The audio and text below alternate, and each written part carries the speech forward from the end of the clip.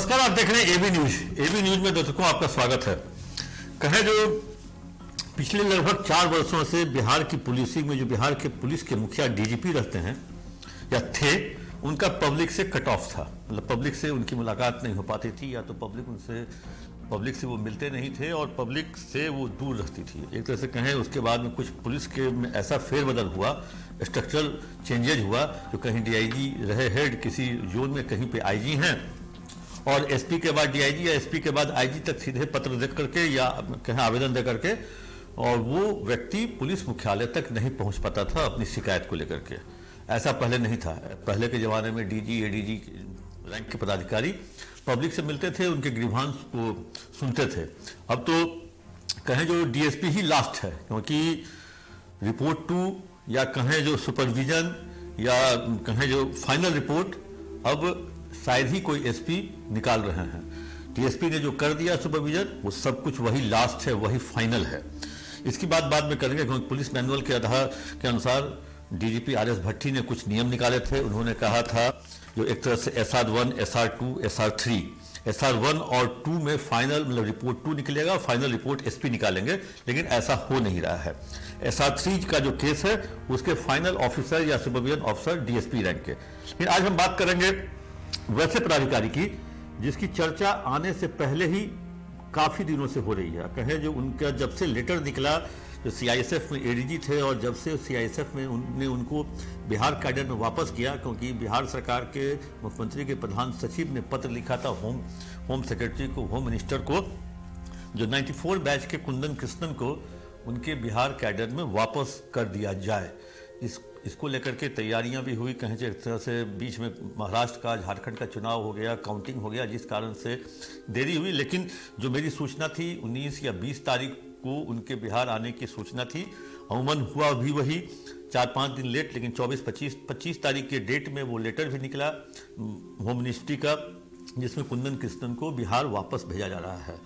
वो अब कुछ ही घंटे में पटना आएंगे, लेकिन उस कुछ घंटे में उनके आने से पहले पुलिस मुख्यालय, क्योंकि कहें जो मीडिया ने उनके जो पुराने जो कामकाज था उसको इस तरह से लोगों को बताया, दिखाया, जिसको लेकर के पटेल भवन में बैठे हुए अधिकारी भी को भी लग रहा है जो आखिर क्या होगा, किस तरह से कुंदन कृष्णन काम करेंगे।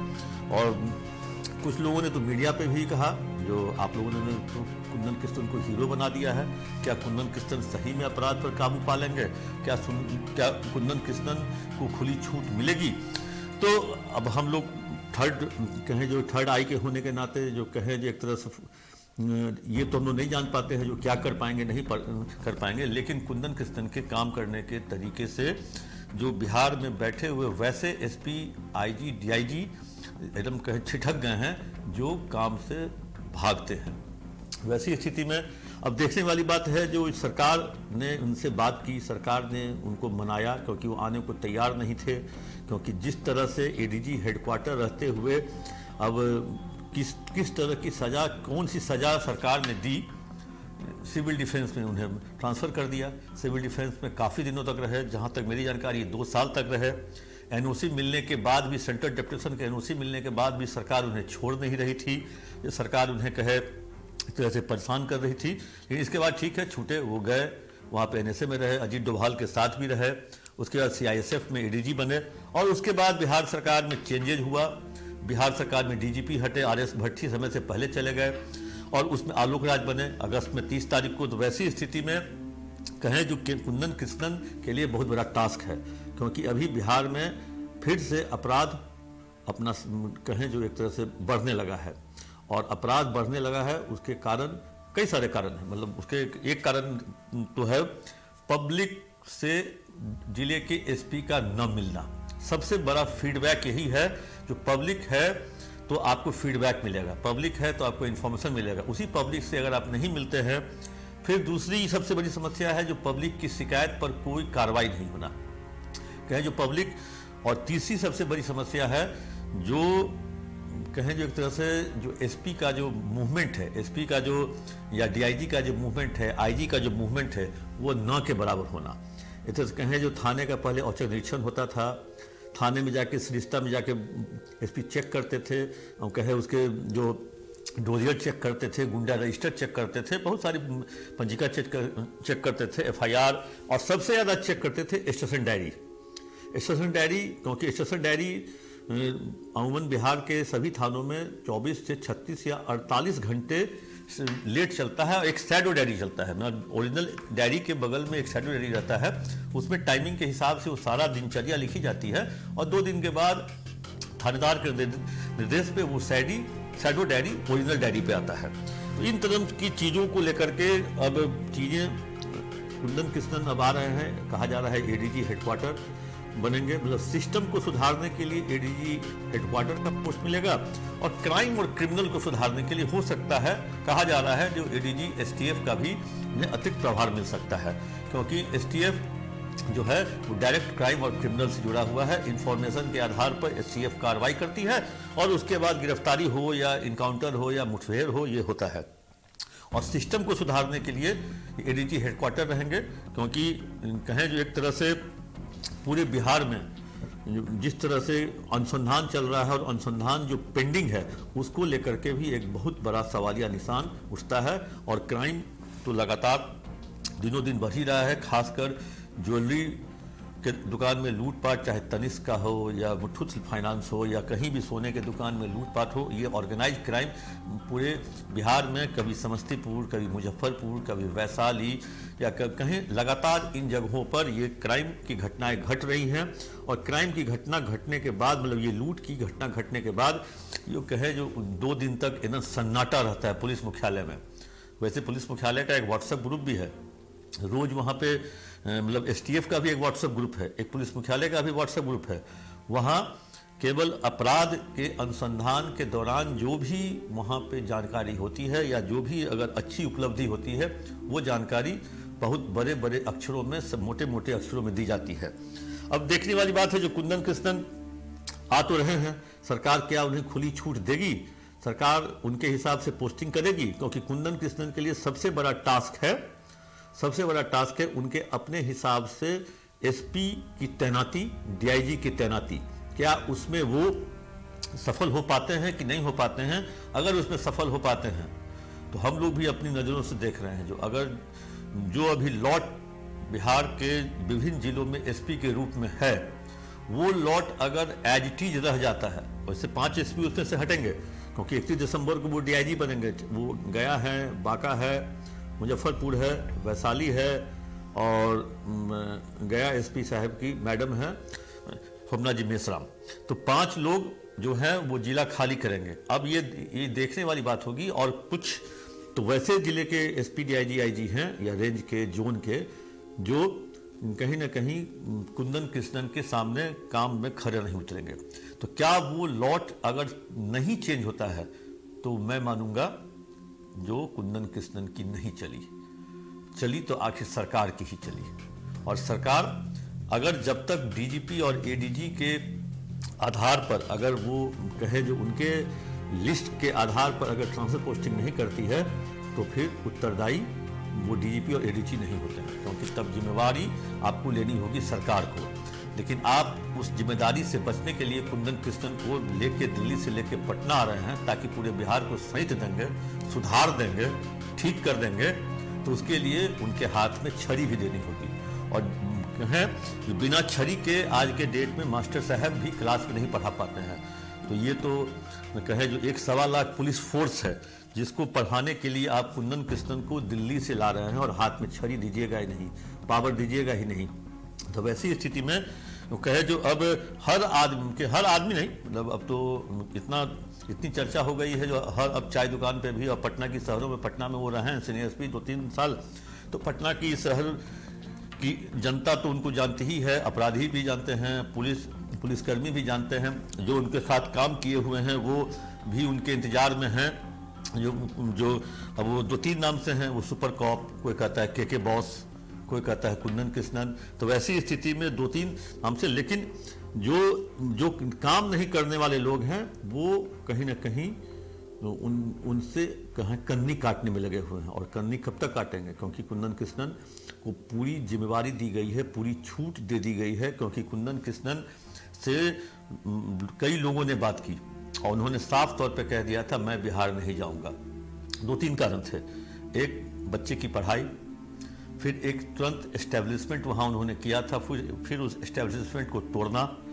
तीसरी बात, वो बेइज्जती जो उनके साथ हुई थी, सिविल डिफेंस में 2 साल तक एडीजी हेडक्वार्टर से हटा करके वहाँ डालना, ये कहीं ना कहीं उनके दिल पर कहें जो एक चोट पहुँचाया हुआ था।